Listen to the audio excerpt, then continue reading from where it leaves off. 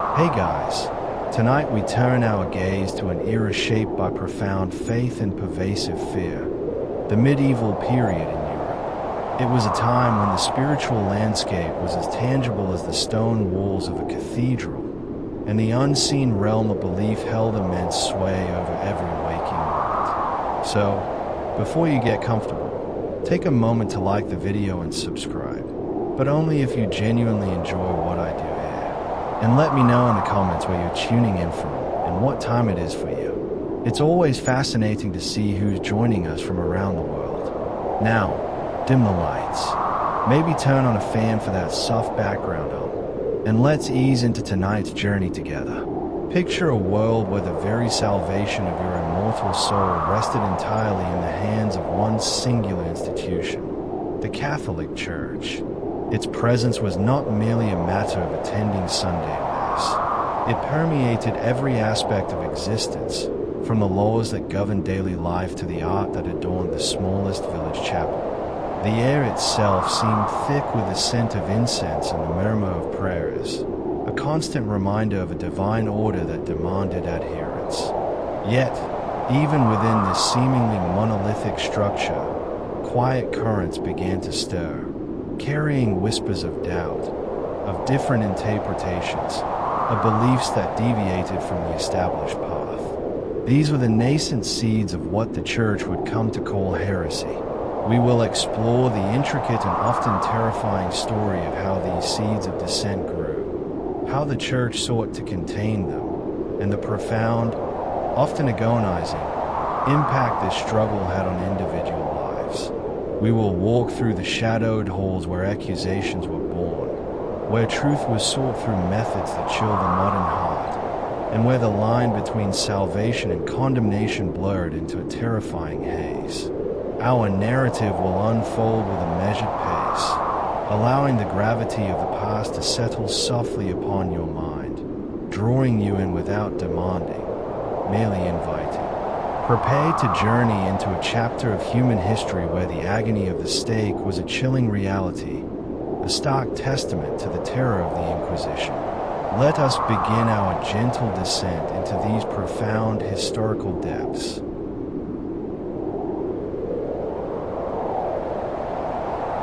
As we settle into the rhythm of this historical journey, let us first paint a picture of the world in which our story unfolds.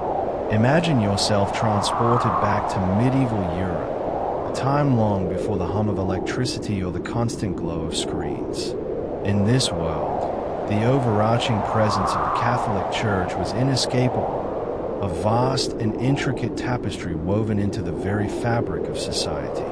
It was not simply a building in the village square, nor just a set of doctrines to be followed. The Church was spiritual, and often the temporal, authority. Its influence reached into every corner of life, from the crowning of kings to the daily routines of peasants. The calendar itself revolved around its feast days, the legal system often intertwined with canon law, and education was primarily the domain of its monasteries and cathedrals. This pervasive presence meant that the Church held immense spiritual authority, asserting itself as the sole conduit to divine grace, the sole interpreter of God's intricate will, and, crucially, the undisputed gatekeeper to eternal salvation. Within this deeply devout, often superstitious, landscape, the idea of deviating from established church teachings was more than just a theological disagreement. It was seen as a profound threat, not only to the spiritual order but also to the very stability of society itself. Now, what exactly constituted heresy in this medieval context? It wasn't merely a casual difference of opinion, a theological quibble among scholars. No, heresy was precisely defined as a formal denial or persistent doubt concerning a core doctrine of the Catholic faith, expressed by an individual who had been baptized into that faith. Think of it as an intentional unmooring from the vessel of salvation, a deliberate rejection of the truths that the Church held as foundational. For instance, if one were to deny the very divinity of Christ, or to reject the efficacy of the sacraments, Those sacred rituals like baptism or communion that the Church believed conveyed God's grace, or to promote interpretations of Scripture that directly contradicted established church teaching. These acts fell squarely within the realm of heresy. Such defiance was not just viewed as an error. It was considered a grave sin, a profound betrayal of God Himself, and, perhaps most terrifyingly from the Church's perspective, a virulent contagion that could spread rapidly through the populace, corrupting the souls of the faithful. Despite the overwhelming dominance of the Church, despite its pervasive influence and constant vigilance, various movements began to emerge, quietly at first, then with increasing boldness, challenging its authority and teachings. Let us consider two of the most significant and often cited examples that became primary targets for the Church's growing concern. First, there were the Cathars, sometimes referred to as Albigensians, who flourished particularly in the sun-drenched regions of southern France. Their belief system was profoundly dualistic, a worldview that posited two opposing forces: a good God who created the spiritual realm, and an evil God who created the material world. From this fundamental premise stemmed a rejection of many core Catholic sacraments and practices. They viewed the physical body, and indeed all material creation, as inherently corrupt, leading them to embrace extreme asceticism and to deny doctrines such as the incarnation of Christ, the resurrection of the body, and even the validity of the Eucharist. The rapid spread of Catharism, coupled with its radical departure from Orthodox theology, made it an immediate and severe threat in the eyes of the Church, marking it as a primary target for the escalating measures that would eventually lead to the Inquisition. Then there were the Waldensians, a movement that took root in the late 12th century, founded by a merchant named Peter Waldo from Lyon. Unlike the Cathars, the Waldensians initially sought to live a life of evangelical poverty, inspired by the Gospels, and to preach the Christian message directly to the people, often in their vernacular languages. While their initial impulses seemed pious, their emphasis on public preaching by lay individuals and their translations of the Bible into common tongues directly clashed with the Church's strict control over preaching rights and its exclusive authority over the interpretation of Scripture. The Church believed that only ordained clergy had the spiritual authority and theological training to correctly interpret and disseminate God's Word. The Waldensians' insistence on these practices, combined with their eventual rejection of various church doctrines and hierarchies, led them to be condemned as heretics. Beyond these two major movements, there were also numerous smaller, localized groups and individuals across Europe who, for various reasons, perhaps driven by genuine spiritual fervor, disillusionment with corrupt clergy, or simply differing interpretations of faith, attracted the scrutiny of church authorities, contributing to the broader landscape of perceived dissent. The Church's response to these movements was driven by a multifaceted understanding of the threats heresy posed. Firstly, heresy was seen as a profound spiritual danger. Heretics, in the Church's view, were not just mistaken.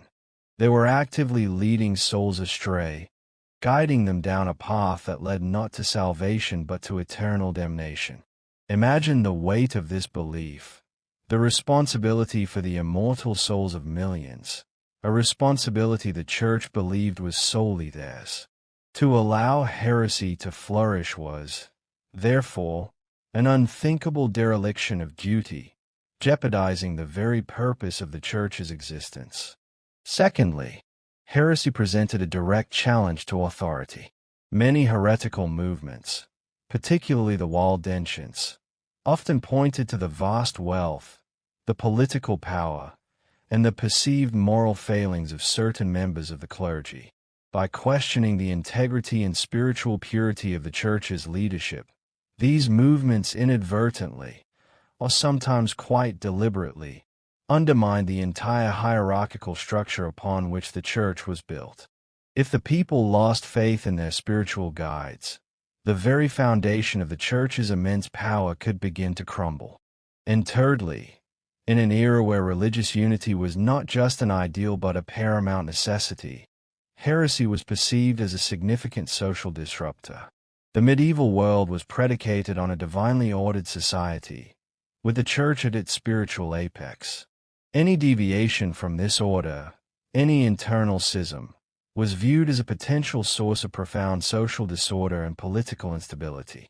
Heresy could lead to unrest, to civil strife, and even to outright rebellion against both ecclesiastical and secular rulers.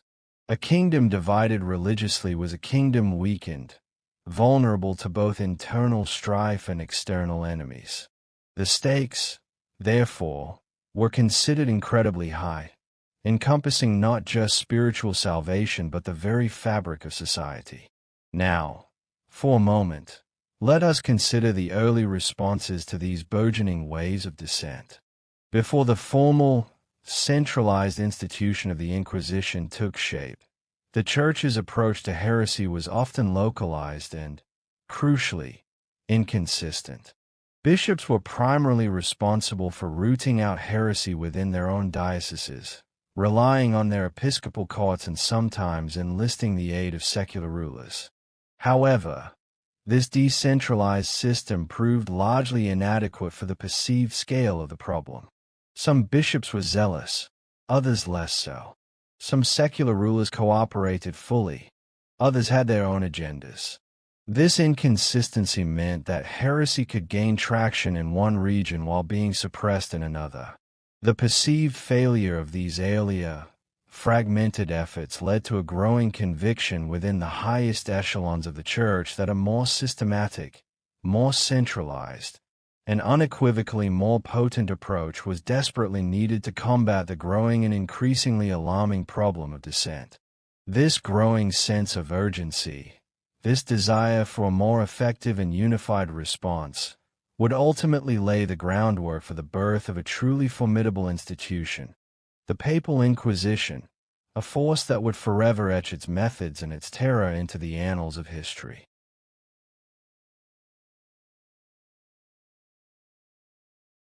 As the gentle hum of our historical journey continues, we now turn our attention to a pivotal shift in the Church's strategy against heresy.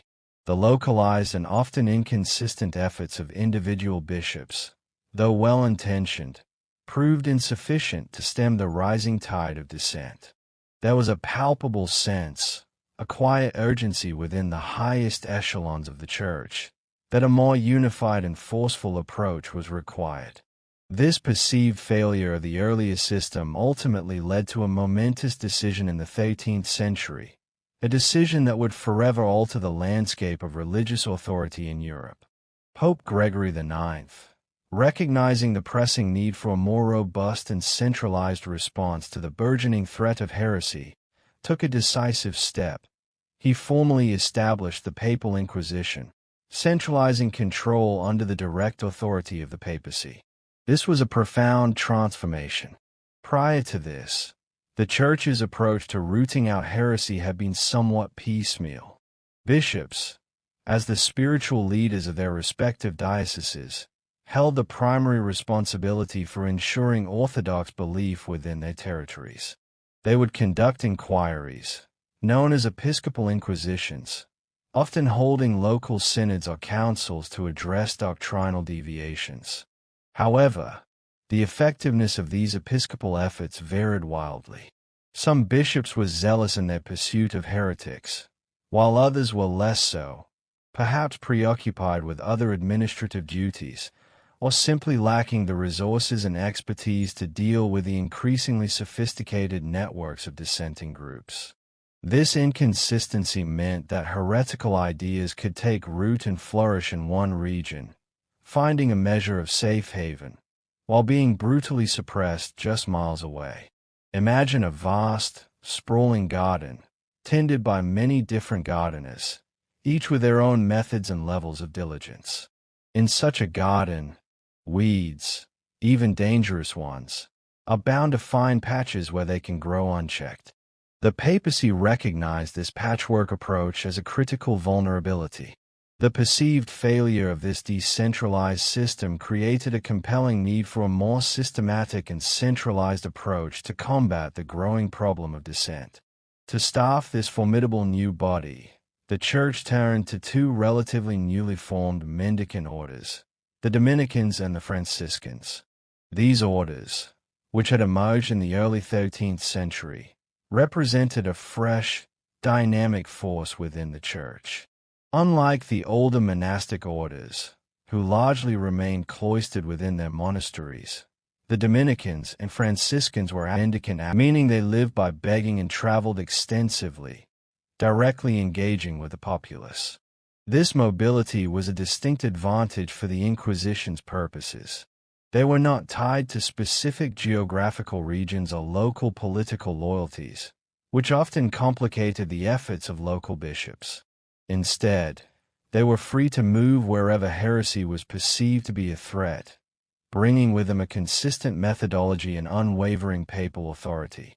Beyond their mobility, these friars were renowned for their rigorous theological expertise and their zealous, often fiery, preaching. The Dominicans, in particular, founded by Saint Dominic de Guzman, were known as the Hounds of God, Dominicans, fiercely dedicated to defending orthodox doctrine through both intellectual argument and zealous persecution. They were scholars, preachers, and debaters, intimately familiar with the theological nuances that defined heresy. This intellectual prowess, combined with their fervent dedication to the Church, made them ideal agents for the Inquisition's mission. Their direct allegiance to the Pope, bypassing local bishops, made them perfectly suited for a centralized system that required unwavering loyalty and uniformity of action. Imagine these friars, often clad in humble robes, arriving in a town not merely to preach, but to investigate, to question, and to bring the full weight of papal authority to bear upon suspected heresy, often with little regard for established local customs or secular jurisdictions. This direct line of authority to Rome was a critical element in the Inquisition's operational independence and formidable power. The overarching mandate of this newly forged Inquisition was clear and singular: to discover, to prosecute, and ultimately to punish heresy, thereby preserving the purity of the Catholic faith and the spiritual well-being of all Christendom. From the Church's perspective, this was not an act of wanton cruelty, but rather a profoundly merciful act, designed to save souls from the eternal damnation that heresy was believed to guarantee. The underlying philosophy was deeply rooted in the medieval worldview. If one believed that heresy led inevitably to eternal damnation, and that the Church held the unique power to guide souls to salvation, then intervening, even forcefully, to correct a heretic was not only justified but morally imperative. It was a severe form of spiritual triage, where earthly suffering was deemed a small price to pay for eternal salvation. The inquisitors saw themselves as spiritual doctors, performing painful but necessary surgery to excise a spiritual cancer before it consumed the entire body of Christ. This perspective, however difficult for modern sensibilities to grasp, was central to their self-conception and the justification of their methods. Now, it is crucial to understand that the Inquisition developed a distinct and, for its time, revolutionary legal process. This process departed significantly from the established norms of contemporary secular justice, particularly common law systems. This divergence is where we begin to see the true nature of the beast emerge, a system designed for efficiency in securing confessions and convictions, often at the expense of what we would now consider basic human rights. One of the most profound procedural innovations was the shift from an accusatorial to an inquisitorial system. In the accusatorial model, familiar to us from many modern legal systems, an accuser brings charges against an individual, and it is largely the accuser's burden to prove guilt beyond a reasonable doubt. The judge acts as a neutral arbiter, overseeing the legal duel between the prosecution and the defense. But within the inquisitorial framework, the judge, in this case, the inquisitor, became an active participant in the investigation. Imagine the scene. The inquisitor was not merely a passive arbiter but an empowered investigator, authorized to summon witnesses, to conduct interrogations, and to gather evidence actively. This fundamental shift also brought with it a chilling presumption.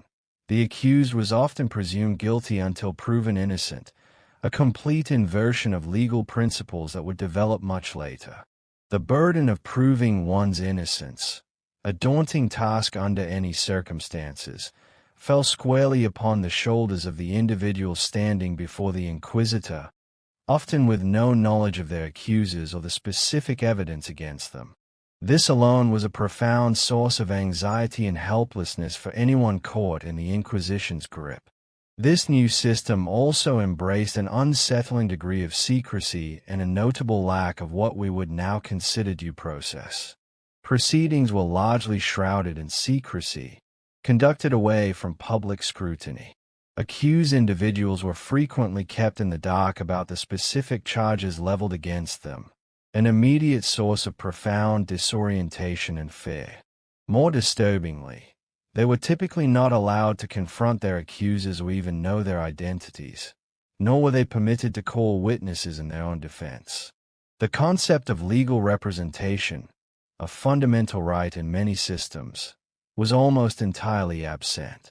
Imagine the isolation, the sheer terror of facing such an omnipotent and opaque system alone, without knowing your precise transgression or who had denounced you. This deliberate obfuscation of information created an atmosphere of profound disempowerment, designed to break down the resolve of the accused. The inquisitor might refer to credible testimony or certain knowledge, but the source of that knowledge remained hidden, leaving the accused with no tangible point of rebuttal. Indeed, the Inquisition heavily relied on the power of denunciation, fostering an environment where whispers could become charges. It actively encouraged individuals to report suspected heretics, creating an intricate web of fear and suspicion throughout communities. To incentivize such reporting, inducements might be offered, or, more chillingly, threats of excommunication might be leveled against those who knew of heresy but chose to conceal it. This reliance on public reporting meant that whispered accusations, personal grievances, or even simple misunderstandings could easily escalate into formal investigations, creating an atmosphere where trust was eroded and vigilance became a constant, suffocating presence. So, your neighbor could denounce you, and you might never even know it was them, or why they did it. This wasn't justice as we understand it, but a system designed to extract information and confessions by any means necessary, fostering an environment where fear of denunciation could be as potent as the fear of the inquisitor himself. The possibility of being accused by an anonymous source, perhaps someone with a personal grudge or misguided interpretation of your actions, added an unbearable layer of psychological terror. The simple act of questioning a local priest's sermon, or expressing skepticism about a miracle, or even failing to attend Mass regularly, could be misconstrued and reported, setting in motion a chain of events from which there was little escape. A fascinating, if tactical, procedural element was what was known as the period of grace. Often, upon arriving in a new area where heresy was suspected to be prevalent, inquisitors would first announce a period of grace. This would be proclaimed from the pulpit, inviting anyone who had strayed into heresy, or who knew of others who had, to come forward voluntarily.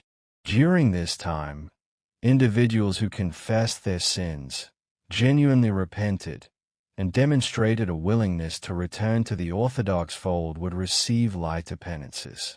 This seemingly compassionate gesture was, in fact, a highly effective strategic maneuver. It served multiple purposes. It allowed the Inquisition to gather a wealth of initial information about the local heretical landscape, identifying key figures, networks of dissent, and the general prevalence of heterodox beliefs. It helped to distinguish those who were merely misguided or fearful from those who were deemed more resistant or hardened in their perceived error. For those who came forward, the penances might include public flagellation, pilgrimages, or wearing a yellow cross, the San Benito, for a period. For the inquisitor, it was a way to sift through the population, gathering a vast amount of intelligence without needing to resort to more extreme measures immediately. It allowed them to identify the leaders and the followers, the obstinate and the penitent, thus streamlining their subsequent, more targeted investigations. To ensure a degree of uniformity and efficiency across its various tribunals, inquisitors meticulously developed detailed manuals and guides. These were not mere suggestions but comprehensive handbooks, laying out precise procedures for interrogation, for the collection of evidence, however questionable that evidence might be by modern standards, and for the methodical sentencing of the accused. One such prominent manual was Bernard Guy's Practica Inquisitionis Haetis Pravitatis, a chillingly practical guide that outlined the various types of heretics, how to approach their interrogations, and the appropriate punishments. These manuals provided a chilling blueprint, ensuring that the Inquisition, regardless of its specific location, operated with a calculated, terrifying consistency, a well-oiled machine designed to root out and suppress dissent with uncompromising zeal. They detailed everything from how to identify the signs of heresy to the appropriate questions to ask, even suggesting how to interpret body language or subtle hesitations during questioning. This standardization was a hallmark of the Papal Inquisition, transforming what had once been a disparate collection of episcopal efforts into a formidable, centralized force capable of extending its reach across vast swathes of Europe. The birth of this beast, therefore, was not a sudden violent eruption, but a deliberate, systematic construction, piece by procedural piece, of an apparatus that would cast a long, dark shadow over the centuries to come, shaping the lives of millions and forever altering the relationship between faith, authority, and the individual conscience.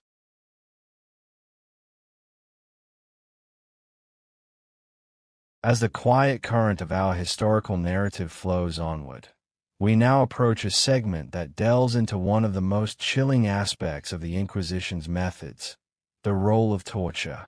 It is a topic that demands a measured tone, acknowledging the profound suffering inflicted, while maintaining the calm, detached cadence appropriate for our journey towards rest.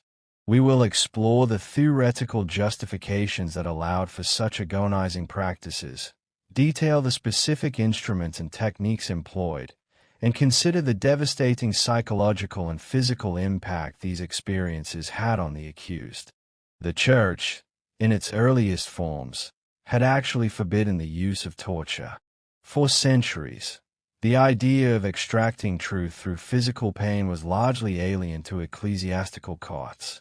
However, as the perceived threat of heresy intensified and earlier methods proved insufficient, this stance gradually eroded. By the 13th century, a significant shift occurred. In 1252, Pope Innocent IV issued the bull Ad Extirpanda, which reluctantly sanctioned the use of torture. This was not, however, an unrestricted endorsement of brutality. The bull specified that torture could only be employed as a means to extract the truth from unwilling heretics, and only when other, less severe methods had failed. It was presented as a last resort, a necessary evil, intended not as punishment, but as a judicial tool. The core belief was that a confession, even one extracted under duress, was essential for conviction. The inquisitors held a deeply ingrained conviction that if a person was truly innocent, God would, in His divine wisdom and mercy, grant them the strength to resist the pain and endure without confessing. Conversely, if they were truly guilty, the pain would simply be a means to break the devil's hold, compelling them to reveal the truth and ultimately guiding their soul back towards potential salvation. This chilling logic served as the theoretical bedrock for the agonizing practices that followed, transforming what we perceive as torment into a desperate quest for spiritual purity and divine justice. Inquisitors firmly believed that a confession was not just desirable, but absolutely essential for conviction. They viewed torture not as an end in itself, not as a form of punishment, but rather as a judicial tool designed to overcome what they perceived as the devil's influence on the heretic, compelling them to finally reveal the truth of their transgressions. This deeply held conviction meant that the suffering inflicted was rationalized as a necessary step on the path to spiritual rectitude. A crucial, and often cynical, procedural element was that any confession obtained under torture had to be ratified later. This meant the accused was brought back, ostensibly free from coercion, and asked to confirm their confession. However, the shadow of renewed torture, the implicit threat of returning to the chamber of agony, loomed large, often ensuring that these voluntary ratifications were anything but. The very act of retraction after ratification could be interpreted as a sign of obstinacy, leading to even harsher punishments. Now, let us turn our attention to the instruments of agony, the physical tools employed in this grim quest for truth. We will describe them with care, focusing on their function and impact, without dwelling on visceral details. These were devices designed to inflict excruciating pain, to disorient, and to break the human spirit. One of the most commonly employed methods was the strappado, sometimes referred to as the ecclesiastical rack.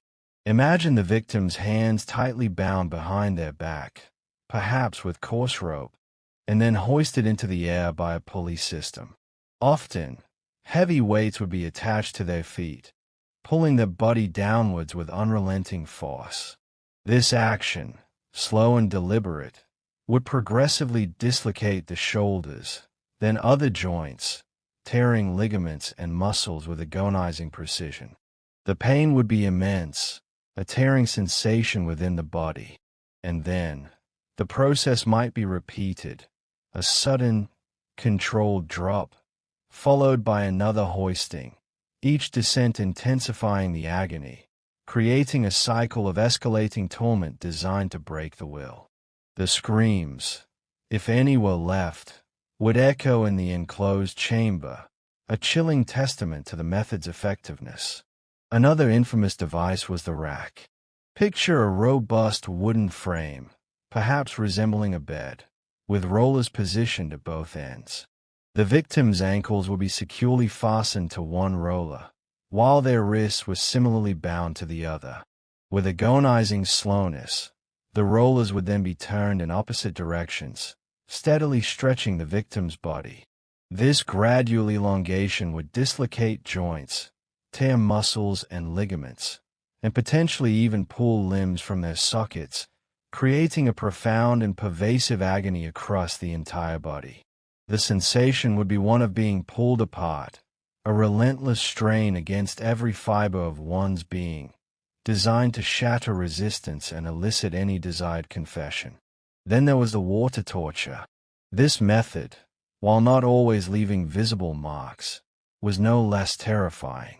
The victim would be forced to ingest vast quantities of water, often to the point of extreme discomfort and a horrifying sensation akin to drowning from within. In some variations, a rough cloth would be forced down the throat, deep into the esophagus, and water poured over it. As the cloth absorbed the water, it would swell, pressing against the windpipe and simulating suffocation, creating a terrifying and uncontrollable gagging reflex. The feeling of drowning, the overwhelming internal pressure, and the desperate struggle for breath would be deeply traumatizing, designed to elicit immediate surrender. Lesser, but no less painful, instruments included the thumb screws or shin screws.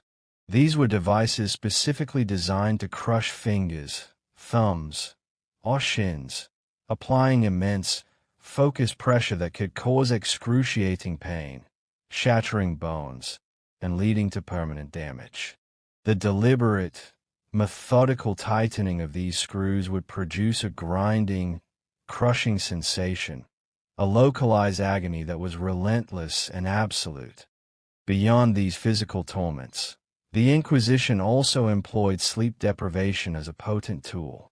Prolonged periods of forced wakefulness, often combined with uncomfortable and debilitating positions that prevented even momentary rest, could have devastating psychological effects. Days and nights would blur into an endless, agonizing haze, leading to profound disorientation, exhaustion, and eventually, psychological breakdown and hallucinations. In this vulnerable state, the victim's mind would become more pliable, their resistance significantly diminished, making them far more susceptible to confessing to whatever the inquisitor desired. It was a subtle, insidious form of torture that dismantled the mind as effectively as the more overt physical methods dismantled the body.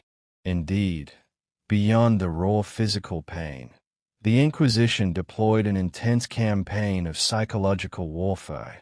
The pervasive secrecy surrounding the proceedings was a constant source of dread. The accused often faced accusations from unknown parties, their identities concealed, preventing any meaningful defense or confrontation. The relentless questioning, often spanning hours or days, was designed to exhaust and confuse. And always, the constant, unspoken threat of further torture loomed, a psychological burden that could be as debilitating as the physical acts themselves. In this crucible of fear and uncertainty, the accused will to resist would gradually, often irrevocably, break down. The inquisitor, skilled in this dark art, often played a dual role, shifting between the tormentor and a potential savior, offering the tantalizing prospect of release and cessation of pain in exchange for a full confession. This psychological manipulation was a core element of the process, designed to strip away agency and willpower. The suffering of the victims, both physical and psychological, was profound. Many individuals did not survive the ordeal, succumbing either during the torture itself or to the debilitating aftereffects. For those who did endure, the consequences were often permanent. They were frequently left physically maimed, their bodies scarred by the instruments of torment, their joints dislocated, their limbs damaged. But perhaps even more enduring was the psychological trauma, the nightmares, the paranoia, the shattered sense of self, the lingering fear that would haunt them for the remainder of their lives. The entire experience was meticulously designed to be dehumanizing and terrifying, to break a person down to their most basic, desperate core. This reliance on torture inevitably led to a grim and tragic consequence: the proliferation of false confessions. When faced with unbearable pain, or the threat of its continuation, individuals would often confess to anything, whether they were guilty or innocent, whether the accusations were true or entirely fabricated, simply to make the agony stop. This fundamental flaw in the Inquisition's methods meant that truth was not discovered but manufactured, a product of duress rather than genuine revelation. The very tool meant to purify souls often led to the condemnation of the innocent, casting a long, dark shadow over the Church's pursuit of orthodox belief. The quiet terror of the interrogation chamber thus became a stark testament to the lengths to which an institution, convinced of its divine mission, would go to enforce its will, leaving behind a legacy of agony and a profound question about the nature of justice itself.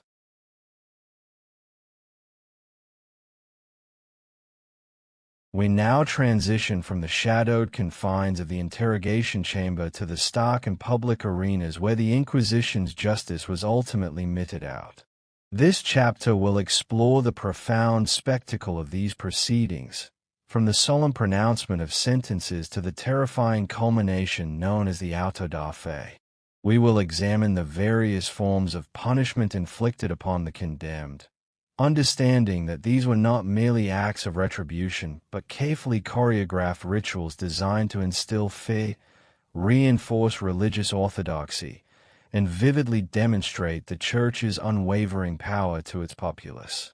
Once the inquisitor, often after weeks or months of investigation, interrogation, and the meticulous recording of testimony, finally reached a verdict, the sentences were formally pronounced.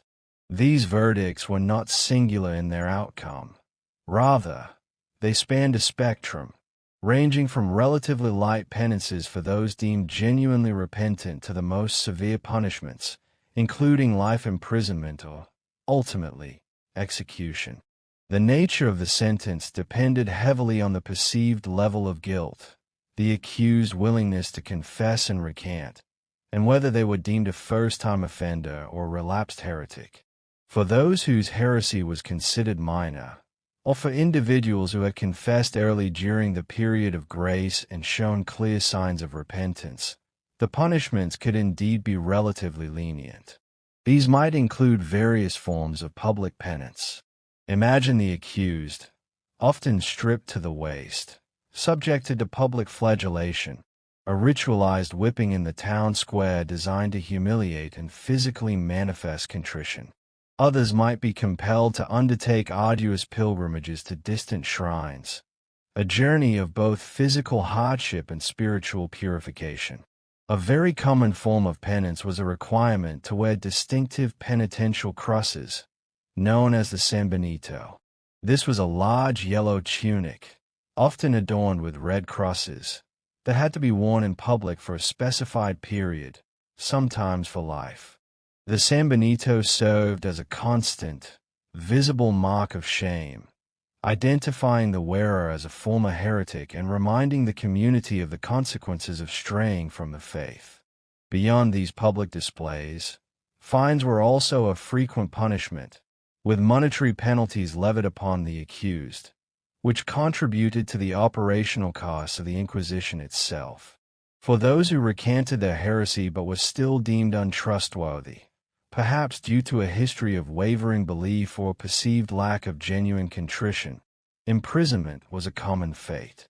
This was not imprisonment as we might understand it in a modern secular legal system, but often a lifelong sentence. These ecclesiastical prisons varied in their severity. Some heretics faced incarceration in murals, walled-up cells where they lived in solitary confinement, sometimes with only a small opening for food and air, condemned to a life of quiet despair and reflection. Others might be sent to compulsory prisons, which were more common facilities, often crowded and unsanitary, but still offering little hope of release. The goal of such imprisonment was not rehabilitation, but continued penance and isolation, preventing the heretic from spreading their perceived spiritual contagion. A particularly devastating punishment, often applied even for relatively minor offenses, was the confiscation of all property. This was a brutal and immediate consequence of being condemned as a heretic.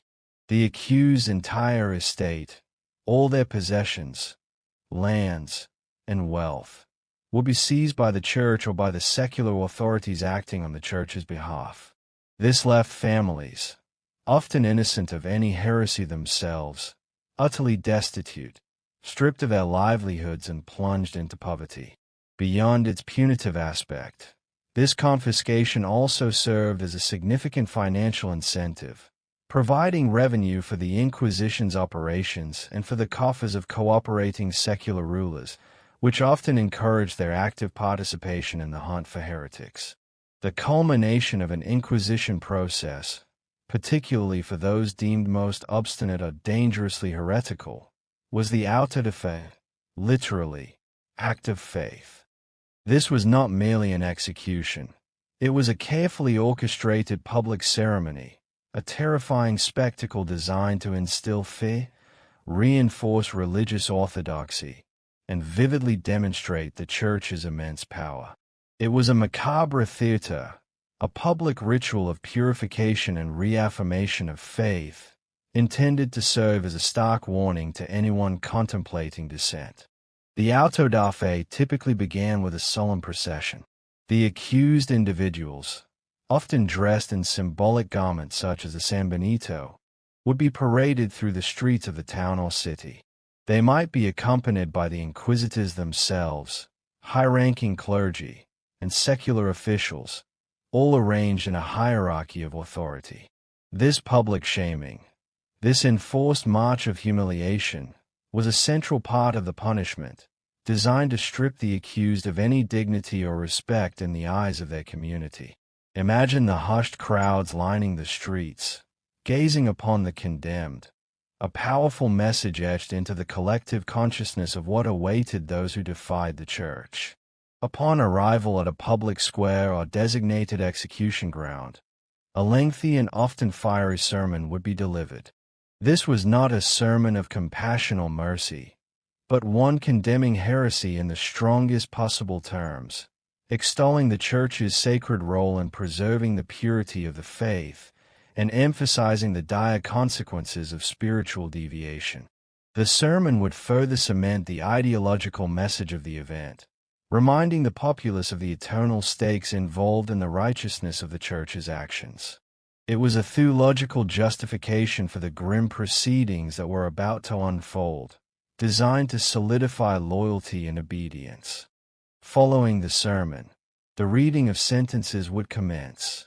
The sentences of all accused individuals, from those receiving minor penances to those condemned to the stake, were read aloud before the assembled throng. This meticulous public pronouncement ensured that the entire community was fully aware of the precise charges and the various consequences of heresy. It was an educational moment, a live demonstration of justice, as the Inquisition understood it, meant to leave no doubt about the unwavering resolve of the Church to root out and punish dissent. For those truly condemned, the final, most terrifying act involved the secular arm and the stake. While the Church itself, by long-standing canonical law, was forbidden from shedding blood, a legal fiction was meticulously maintained. Unrepentant heretics, or those who had relapsed after a previous confession, were relaxed to the secular arm for punishment. This meant the Church formally handed the condemned over to the civil authorities, knowing full well that secular law in most Catholic territories mandated the death penalty for heresy. This legal maneuver allowed the Church to technically avoid shedding blood while ensuring that the ultimate punishment, burning at the stake, was carried out. Burning at the stake was the most agonizing and terrifying ultimate punishment, reserved for those deemed utterly beyond redemption. It was seen as a purifying fire, a means of cleansing the soul through excruciating physical torment, or at least preventing the spread of the heretic's spiritual contagion to others. The slow, agonizing death was intended not only as retribution, but as a vivid, visceral warning to all who witnessed it. Imagine the scene: the stake, the pyre, the condemned bound, the rising smoke, the crackling flames, and the screams of agony. This horrific spectacle was designed to be seared into the memory of every observer, a constant, chilling reminder of the absolute power of the Inquisition and the terrifying price of spiritual defiance. It was a theatrical display of immense power and severe deterrence, aimed at crushing any future thoughts of dissent. The very psychology of the auto da fe as a public spectacle was deeply calculated. It was not random acts of cruelty but a highly ritualized performance, designed to achieve multiple objectives of social control. Firstly, it served to reinforce orthodoxy. By publicly demonstrating the horrifying fate that awaited heretics, it unequivocally solidified the acceptable boundaries of belief within the community. It sent an undeniable message: there was one true faith, and deviation from it would not be tolerated. Secondly, the spectacle was meticulously crafted to instill profound fear.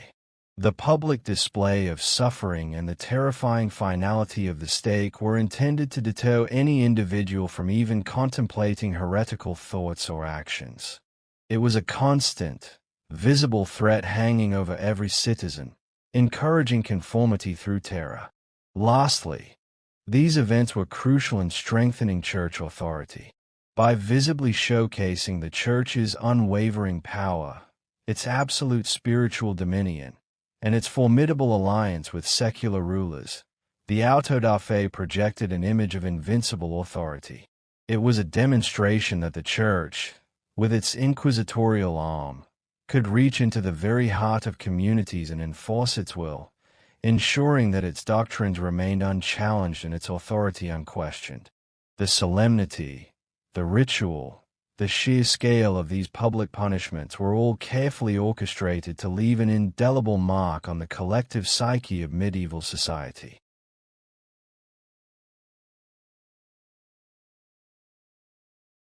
As we draw towards the conclusion, we arrive at a crucial point of reflection: the enduring legacy of the Inquisition. This chapter will examine the long-term impact of this formidable institution, both on the fabric of European society and on its indelible image in the annals of historical memory. We will discuss its gradual decline, its continued influence in various forms, and how its methods and existence profoundly shape perceptions of religious authority, individual dissent, and the very concept of justice for centuries to come.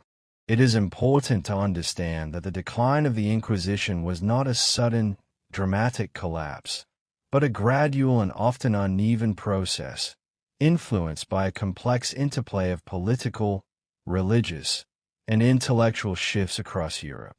Its power and influence varied significantly depending on the specific region and the historical period.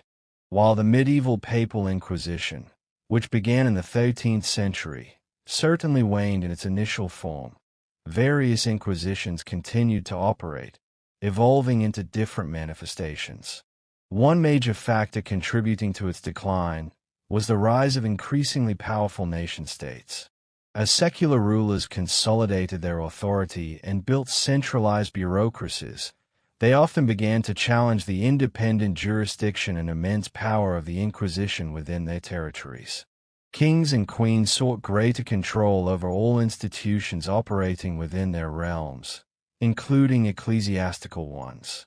This led to ongoing tensions and power struggles, with monarchs often limiting the Inquisition's reach, dictating its procedures, or even expelling inquisitors who challenged royal authority. The concept of state sovereignty gradually began to supersede the universal authority of the papacy in certain secular matters, diminishing the Inquisition's operational autonomy.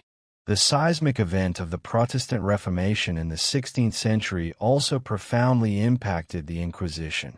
The splintering of Christendom into numerous competing religious factions, Catholic, Lutheran, Calvinist, Anglican, and others, meant that the monolithic religious unity the Inquisition had been designed to protect was irrevocably shattered. In Protestant lands, the Inquisition simply ceased to exist. In Catholic countries, its focus often shifted from traditional medieval heresies to combating the spread of Protestantism, or later, to enforcing the decrees of the Council of Trent. This new religious landscape created different forms of religious conflict and persecution, but the original universal mission of the medieval Inquisition became less tenable. Perhaps the most significant long-term intellectual challenge to the Inquisition came from the Enlightenment in the 17th and 18th centuries. This intellectual movement, with its profound emphasis on reason, individual liberty, scientific inquiry, and religious tolerance, fundamentally challenged the very methods and ideology of the Inquisition. Enlightenment thinkers condemned torture, secret trials, and the suppression of dissenting opinions as barbaric and irrational. Philosophers like Voltaire and Locke advocated for freedom of thought and conscience, ideas antithetical to the Inquisition's core principles. While the Enlightenment's influence was gradual, It chipped away at the moral and intellectual legitimacy of the Inquisition in the eyes of educated Europeans, eventually contributing to its widespread condemnation. Even as the medieval Papal Inquisition declined, it's crucial to acknowledge the Inquisition's enduring institutions in various guises. Most notably, the Spanish Inquisition, established in 1478 by Ferdinand and Isabella, operated largely independently of the papal see for centuries, becoming infamous for its unique severity and procedural innovations. It continued to function well into the 19th century and became synonymous in popular memory with the methods of the Inquisition. Similarly, the Portuguese Inquisition and the Roman Inquisition, later known as the Holy Office, and today as the Dicastery for the Doctrine of the Faith, also maintained their existence for extended periods. While the modern Dicastery for the Doctrine of the Faith functions in a radically different capacity, focusing on doctrinal integrity through theological inquiry rather than coercive force, its historical lineage traces back to the very institution we have been discussing, highlighting the Church's long-standing concern with upholding orthodox belief. The human cost of the Inquisition was immeasurable and left an indelible mark on the lives of countless individuals and their descendants. Beyond those who faced the ultimate penalty of execution, many suffered profound and lasting harm. Thousands endured prolonged imprisonment, often in grim and solitary conditions. Their lives effectively ended behind walls. The physical and psychological scars of torture remained with survivors, whether visible disfigurements or the hidden trauma of their ordeal. Public humiliation, through the sanbenito or public penances, condemned individuals to a life of social stigma and ostracism. Families were torn apart by accusations, denunciations, and confiscation of property, often leaving them in abject poverty and facing societal scorn for generations. Communities lived under a perpetual cloud of suspicion, where trust eroded and neighbor might turn against neighbor. The very fabric of society was permeated by an undercurrent of fear and anxiety. The Inquisition also had a significant impact on intellectual freedom. Its zealous suppression of ideas deemed heretical or dangerous to orthodox dogma undeniably stifled intellectual and scientific inquiry in many Catholic regions for centuries. Scholars, scientists, and thinkers lived under the constant threat of accusation, leading to self-censorship and a reluctance to explore theories that might challenge religious dogma, even if based on empirical evidence. This contributed to periods of intellectual stagnation in certain areas compared to regions where such intellectual repression was less severe. The fear of being branded a heretic, of facing the Inquisition's terrifying process, powerfully discouraged critical thought, innovation, and the open expression of dissenting opinions, fundamentally hindering the advancement of knowledge. In contemporary understanding, the Inquisition continues to hold a powerful and often sensationalized place in historical memory and popular perception. It is frequently depicted as the epitome of religious fanaticism, intolerance, and brutality, a dark stain on the history of Christianity. This image, while rooted in real events, is often shaped by centuries of interpretation and reinterpretation. A significant influence on this popular perception, particularly regarding the Spanish Inquisition, is what is known as the Black Legend. This was a powerful, often anti-Catholic and anti-Spanish propaganda campaign that emerged in Protestant countries from the 16th century onwards. Designed to discredit Spain and its Catholic monarchs, the Black Legend often exaggerated the cruelty of the Spanish Inquisition, portraying it as uniquely barbaric and inhumane. While the Spanish Inquisition was indeed severe, the Black Legend amplified its atrocities, contributing to a simplified and often distorted view that has permeated historical narratives and popular culture for centuries. Finally, the study of the Inquisition offers crucial lessons from the past, insights that remain profoundly relevant even today. It serves as a stark warning about the dangers of absolute power. The unchecked authority of an institution, even one driven by sincere religious conviction and a perceived divine mission, can lead to horrific abuses of human rights and unimaginable suffering. When power is centralized and accountability is absent, the potential for tyranny is unleashed. It also highlights the fragility of rights. The Inquisition's procedures, which denied the accused basic legal protections such as knowledge of charges, confrontation with accusers, and legal representation, demonstrate how easily fundamental rights can be eroded when a system is designed to achieve a specific outcome, confession and conviction, at any cost. The absence of these protections created a climate of profound injustice, where the accused had little to no recourse. Furthermore, the Inquisition stands as a powerful, chilling reminder of the perils of intolerance. Its very existence and methods are testament to the devastating consequences of religious intolerance, the suppression of dissent, and the belief that absolute truth justifies any means of enforcement. It underscores the vital importance of protecting freedom of thought, conscience, and expression in any just society. Ultimately, understanding the Inquisition requires grappling with the complexities of history. While undeniably a brutal and dark chapter, a nuanced understanding necessitates contextualization within its historical period. It means recognizing the prevailing religious beliefs that motivated its actors, the widespread social anxieties that fueled its fear of dissent, and the legal norms of the time, however harsh, that shaped its procedures. It is a dark chapter, certainly, but one that continues to offer vital and uncomfortable insights into human nature, the corrupting influence of unchecked institutional power, and the perennial struggle between authority and individual conscience. As we drift further into the quiet of the night, let these echoes from the past serve not to disturb, but to illuminate, providing a deeper understanding as you seek your rest.